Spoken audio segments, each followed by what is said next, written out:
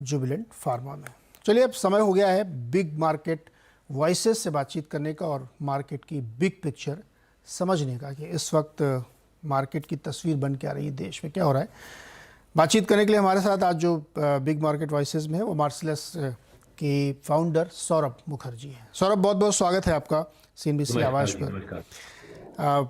बड़ी tricky situation में market खड़ा हुआ है। दुनिया की पिक्चर देखें तो वहाँ एक अलग स्टोरी प्ले हो रही है और उसके इम्पैक्ट से हमारे यहाँ भी उसका इम्पैक्ट देखने को मिल रहा है।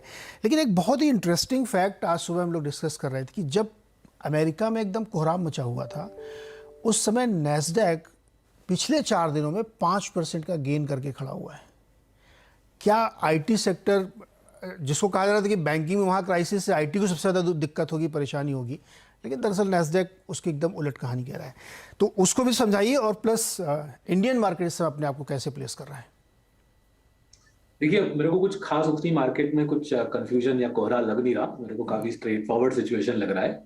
पहली बात, हमारी देश की इकोनॉमी की हालत अच्छी है।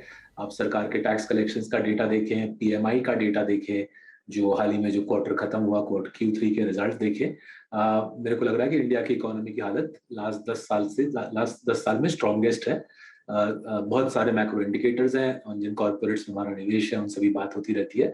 इकोनॉमी की हालत सुदृढ़ है। मेरे ख्याल से दुनिया के बड़े इकोनॉमीज में इंडिया की हालत बाय बिग मार्जिन सबसे सबसे अच्छी हालत में इंडिया की इकोनॉमी है। दूसरी चीज अगर हम देखें, जो इंटरेस्ट रेट्स बढ़ने का सिलसिला था वो काफी हद तक खत्म हो चुका है। जिस प्रकार से यूरोप और यूएसए की बैंकिंग सिस्टम बिखर रही है, मुश्किल रहेगा दोनों दोनों कॉन्टिनेंट्स के सेंट्रल बैंक का मीनिंगफुल बेसिस पे रेट्स बढ़ाना। इसका मतलब क्या? इसका मतलब है कि डॉलर के साथ रुपये की जो वीकनेस थी लास्ट 1 साल से, जो एफपीआई फॉरेन इन्वेस्टर को डरा रही थी, वो वीकनेस मेरे ख्याल से डॉलर के साथ रुपये की वीकनेस वो मुद्दा चला जाएगा। मेरे ख्याल से एफआईआई फ्लोज, विदेशी निवेशक के फ्लोज अच्छे पैमाने में आ सकते हैं अगले 12 महीने में। सो विदेशी निवेशक का आउटलुक, इंटरेस्ट रेट्स का माहौल मेरे ख्याल से इंडिया के पक्ष में आ गया है। साथ ही साथ जैसे जैसे ये फाइनेंशियल दिक्कतें वेस्ट में बढ़ेगी, तेल का भाव भी टूटेगा। जैसे सबको पता है, तेल जब टूटता है इंडिया के इकोनॉमी के लिए एक अच्छी चीज है। ऐसे पैसे की बरसात की तरह है। तेल का भाव टूटना मतलब आसमान से इंडिया के इकोनॉमी की ओर पैसे की बरसात। और तीसरा मुद्दा जो आते हैं, अगर हम आके देखते हैं कि जो लोग वैल्यूएशंस के लेके काफी उछल रहे थे 1 साल पहले कि इंडिया महंगा है और जिस प्रकार के स्टॉक्स में मार्सेलस निवेश करता है वो महंगा है, वो मुद्दा टेबल से पूरा हटा दिया गया है। कॉर्पोरेट अर्निंग्स ग्रोथ अच्छे कंपनीज का इंडिया में 25% के पैमाने पे चल रहा है। शेयर प्राइसेस इनकी 10-15% टूट चुकी है लास्ट 12 महीने में। तो ऐसा माहौल मेरे ख्याल से निवेश के लिए बहुत रेयरली मिलता है। अच्छा माहौल है, मेरे को कोहरा नहीं लगता, मेरे को काफी पॉजिटिविटी लगती है। और आपके स्पेसिफिक मुद्दे पे आईटी सर्विसेज, मेरे को कुछ समझ नहीं आया। लास्ट 1 साल से लोग मंदी कर रहे हैं आईटी सर्विसेज में। मेरे को कुछ इसके बारे में कुछ कोई कारण नहीं दिखता। आप एक्सेंचर के नंबर देखें या टीसीएस के देखें या इन्फोसिस के देखें, गाइडेंस देखें या एक्चुअल रिजल्ट्स देखें, आईटी सर्विसेज सेक्टर की हालत अच्छी है। क्लाउड में माइग्रेशन होना बाकी है। कोविड का डिमांड घटा है, लेकिन क्लाउड का डिमांड और जोर शोर से आगे बढ़ेगा। एंड इसलिए हमारा निवेश टीसीएस में है और कुछ हमारे पोर्टफोलियोज में इन्फोसिस की सलाह हमने हमारे निवेशकों को दे रखा है। दोनों स्टॉक्स, इन्फोसिस और टीसीएस, इसमें मार्सेलस का निवेश है, मेरे माँ बाप का निवेश है टीसीएस में और मेरा खुद का भी निवेश है टीसीएस में। ओके, तो ये स्टैंडर्ड डिस्क्लोजर भी है सौरभ की ओर से। अच्छा सौरभ, चूंकि बात आईटी की आई है और टीसीएस का आपने नाम भी लिया है, टीसीएस में एक बड़ा परिवर्तन हुआ है।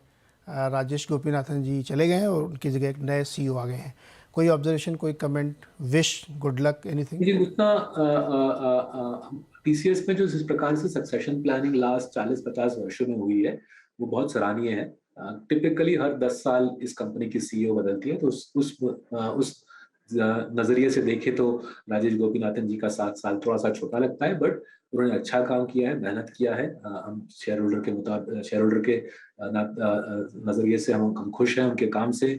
उनको हमारी उम्मीद है कि वो आगे जाते हुए भी सक्सेस प्राप्त करेंगे। और जो नए सीईओ आए हैं वो टीसीएस पे जमे हुए खिलाड़ी हैं, करीबन मेरे ख्याल से 30 साल काम कर चुके हैं। टीसीएस का जो लार्जेस्ट वर्टिकल है बैंकिंग वर्टिकल, उसके हेड हैं। सो इस कंपनी में सक्सेशन प्लानिंग कमाल का रहा है 40-50 वर्षों से। और हमारी जो सोच है, हमारी जो समझ है टीसीएस के बारे में कि इस बारे में राजेश गोपीनाथन जी का नया जाना, नए सीईओ का इंटरनली प्रमोट होना इसमें कोई चिंता की बात नहीं है। नया लीडर आएगा और उम्मीद है उसके साथ और एनर्जी आएगी, ये कंपनी और आगे बढ़ेगी और मजबूत बनेगी, हमारे लिए और कमा के देगी।